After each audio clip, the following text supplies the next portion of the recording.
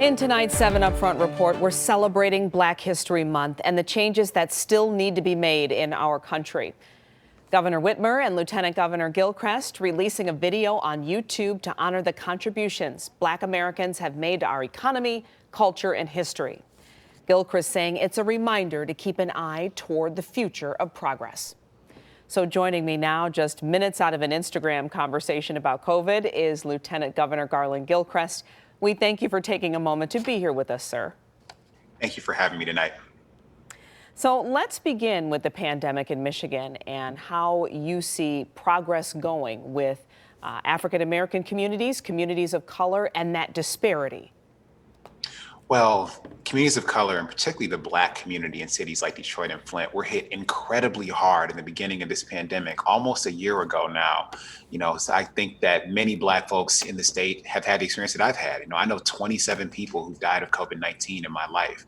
And that's because in the beginning of the pandemic, we represented 40% of the people who passed away, even though we're only 14% of the population.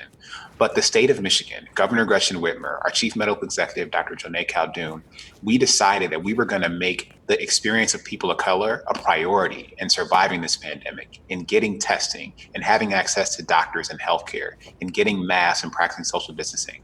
And we did that through the Racial Disparities Task Force that I was proud to chair. And because of the people of the city and the people of color in the state of Michigan stepped up, we were able to flatten those disparities significantly by the end of the year. We represented less than 10% of the people who died. That is real progress, but it's fragile. And so now we're trying to translate the lessons that we learned to making sure that all people, especially communities of color and the Black community where there's vaccine hesitancy, make the choice to get vaccinated. Lieutenant Governor, here we are at the start of Black History Month. What an interesting time to be talking about progress and disparities, and especially as it pertains to race relations. There's so many ways we're moving forward in this country, but at the exact same time, it also feels like we're locked in place and can't seem to shake off the fear and the hatred. So you're the first African American to serve as Lieutenant Governor of Michigan. What does it feel like to hear or know the stats about our state having a good number of quote unquote hate groups in it?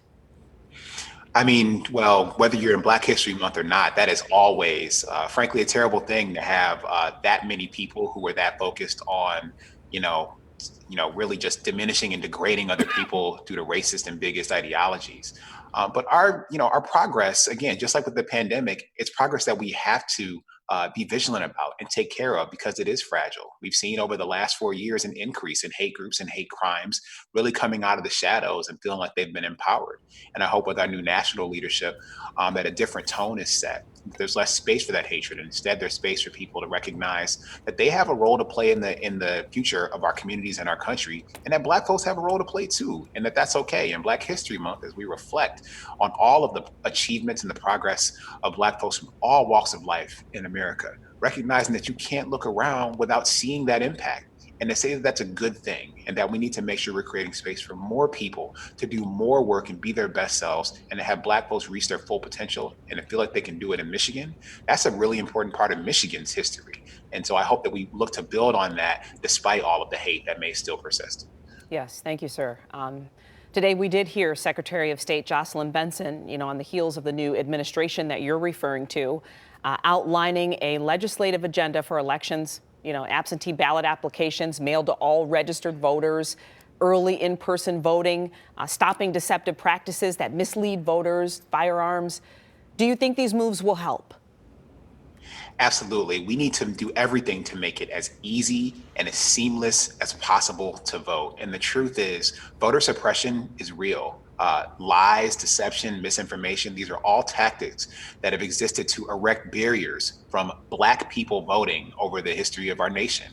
But thank God that we've had people step up and fight through those, whether it's heroes like John Lewis or people like our grandparents here in Michigan who were just fighting every day to make sure that them and their family members could vote at every election and have stepped up to do so faithfully. And so this year, with the pandemic, we still saw record voter turnout because we removed barriers from people to voting and made it more convenient for people to vote and allow people to vote in more places. And we had systems that were designed to welcome more voters into the process. And so I think that's the path we need to chart going forward. I will always continue to advocate and organize for that.